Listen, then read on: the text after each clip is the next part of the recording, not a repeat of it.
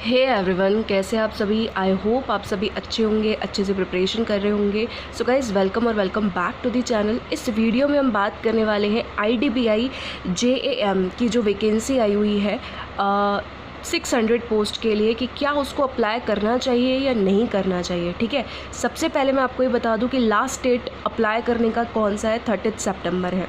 अगर आपने अप्लाई कर दिया है तो कोई दिक्कत वाली बात नहीं है। ठीक है, तो फिर भी आपके लिए वीडियो हेल्पफुल रहेगा कि आपको एग्ज़ाम पैटर्न को कैसे डील करना है। ठीक है, तो वीडियो को लास्ट तक देखना है।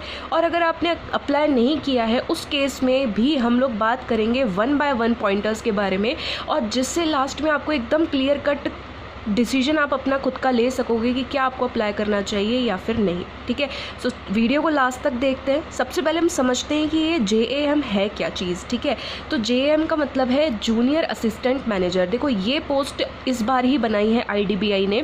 पहले एग्जीक्यूटिव की पोस्ट होती थी और उसके बाद में सीधा IDBI असिस्टेंट मैनेजर की पोस्ट पे एग्ज़ाम होता था। ठीक है, तो अभी इस बारी जो है ये ग्रेड O इसने कहा है JAM को। तो पहले बात हो रही है एग्जीक्यूटिव पे अगर आप लगते हो तो आपका प्रमोशन JAM पे होगा, देन उसके बाद जाकर के आपका कहीं AM पे प्रमोशन होगा।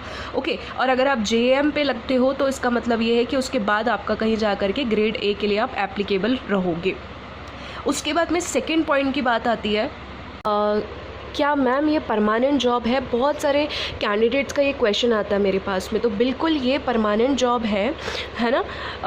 क्योंकि कई लोग ये सोचते हैं कि IDBI जो है सोचना भी चाहिए कि RBI की साइड पे दिखाएगा आपको प्राइवेट बैंक है ना। तो इस वजह से थोड़ा सा हमारे को मन में कन्फ्यूजन होता है इस चीज़ को लेकर के। बट इसकी जो फंक्शंस और सर्विसेज है ना, उस हिसाब से अभी भी ये सेमी गवर्नमेंट बैंक जैसा ही शो होता है। ठीक है, तो थोड़ा सा इस चीज़ को समझ के चलेंगे कि ये परमानेंट जॉब बिल्कुल है। ओके, अब बात कर लेते हैं यहाँ पे नेक्स्ट पॉइंट में कि ये जो IDBI JAM है इसका थोड़ा सा प्रोसेस जान लेते हैं कि किस प्रोसेस के थ्रू हम लोगों का यहाँ पे क्या होने वाला है कि सिलेक्शन होने वाला है। तो सबसे पहले आपको पता है कि यहाँ पे एक वर्ड जुड़ा हुआ है PGDBF, मतलब post graduation diploma in banking and finance. तो बेसिकली आप पोस्ट ग्रेजुएशन डिप्लोमा की बात करो, मतलब कि एक कोर्स है, उस कोर्स के बाद में आपकी एक जॉब लगने वाली है। ठीक है, सो उसका जो ड्यूरेशन रहने वाला है वो क्या रहने वाला है, 1 ईयर का रहने वाला है। इस 1 ईयर को 3 पार्ट्स में इन्होंने डिवाइड किया है, 6 मंथ्स, 2 मंथ्स एंड देन उसके बाद में 4 मंथ्स। तो 6 मंथ्स में क्या करने वाले हैं, अगर आप इस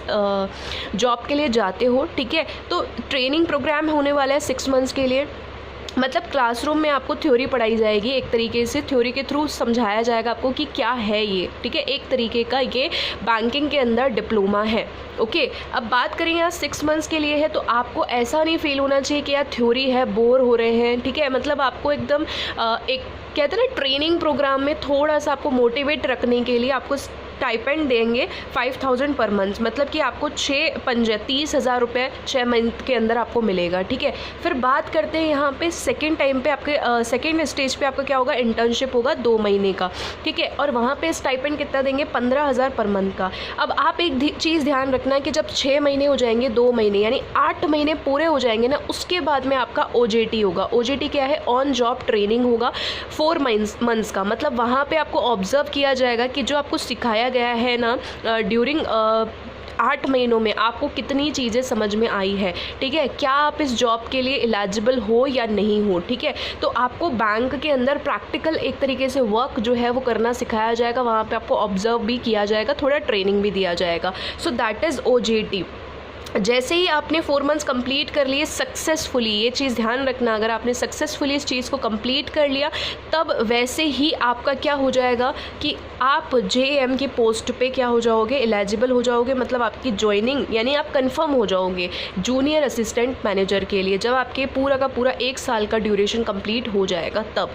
ठीक है, अब एक चीज़ याद रखना, जब से डेट ऑफ ज्वाइनिंग होगा तो वहाँ पे प्रोबेशन पीरियड जो होगा वो आपका 1 ईयर का होगा यहाँ पे। ठीक है, probation period most probably 1 year का ही होता है।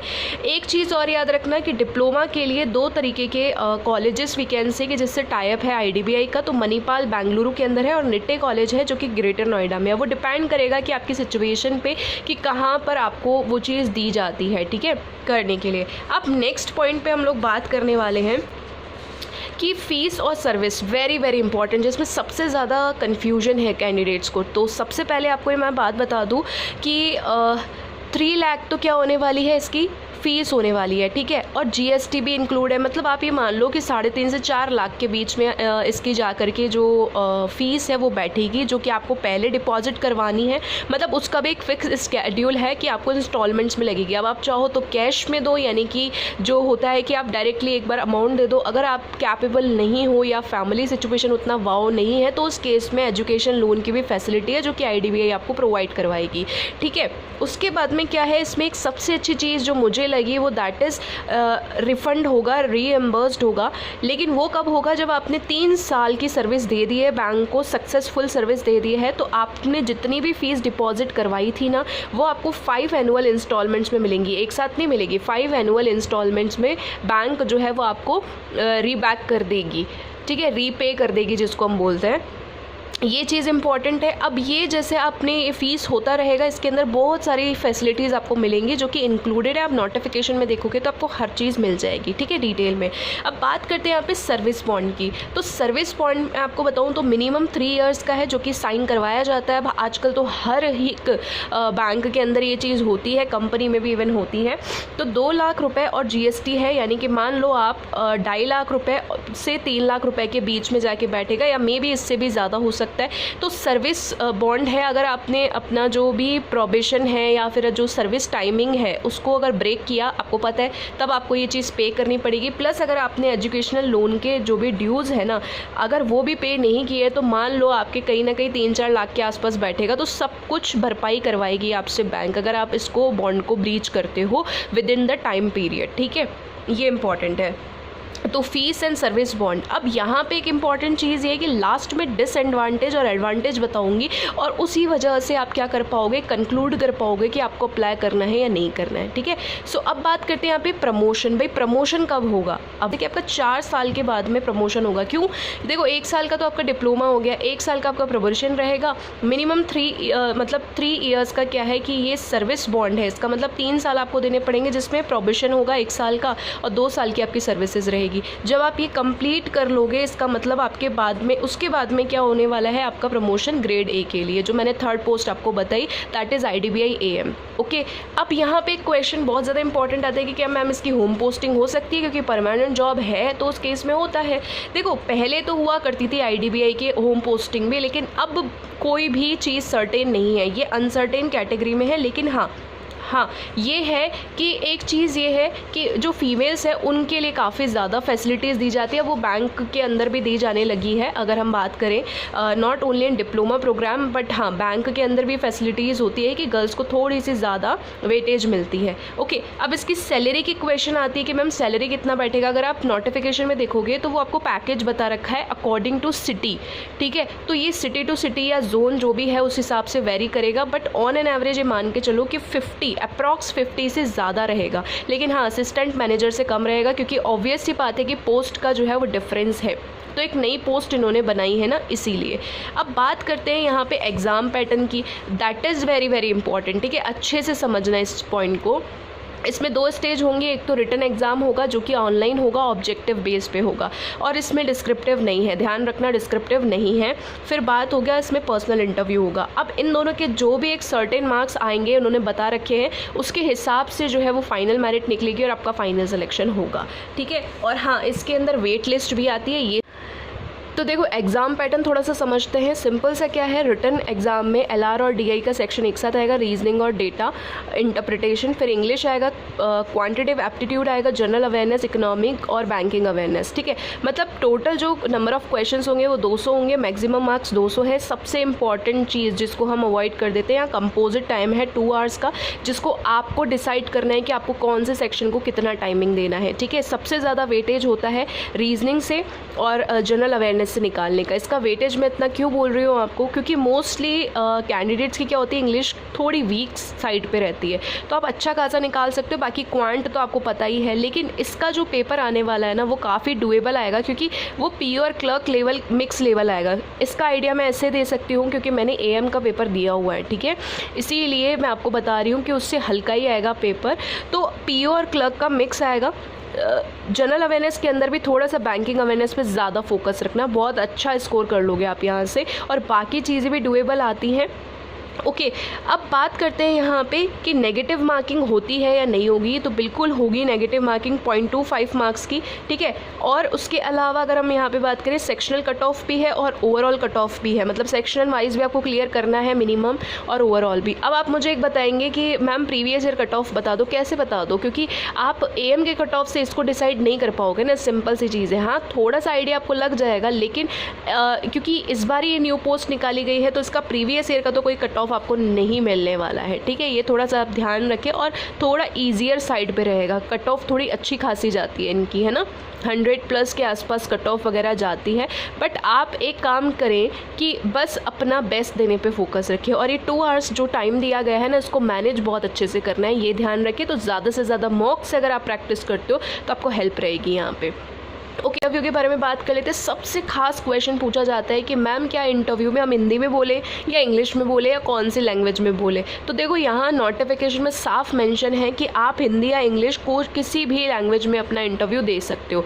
100 मार्क्स का होने वाला है, जिसमें से मिनिमम क्वालिफाइंग मार्क्स भी आपको बता रखे हैं कि 50% तो होने चाहिए रेस्ट कैटेगरीज के लिए, मतलब जनरल EWS वालों के लिए, और 45% यानी 45 मार्क्स SC ST OBC और PWD कैंडिडेट्स को लाने इंपॉर्टेंट है। मतलब 100 में से 45 इस कैटेगरी को और 50 जो है वो जनरल और EWS को, बहुत ज़्यादा इंपॉर्टेंट है लाने।